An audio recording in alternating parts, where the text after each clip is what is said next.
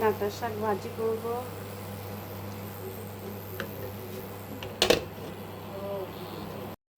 শাকটা ভাজি করা হলো, এখন চুলা বন্ধ করে দেবো। চুলা বন্ধ করে দিয়েছি, শাকটা হয়ে গেছে। তেলাপিয়া মাছ,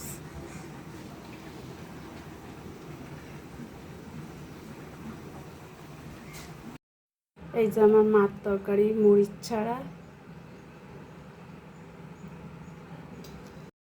তেলাপিয়া মাছ দিয়ে ডাঁটা, এর মধ্যে একটু আলু দিয়েছি, তরকারি রান্না করলাম। এই যে, আর এই যে পাঙ্গাস মাছ দিয়ে একটু পেঁয়াজ পেঁয়াজ বোনা করলাম। এর পাশাপাশি শাক ভাজি, ডাঁটা শাক ভাজি করলাম। এই যে ভাত রান্না করেছি রাইস কুকারে।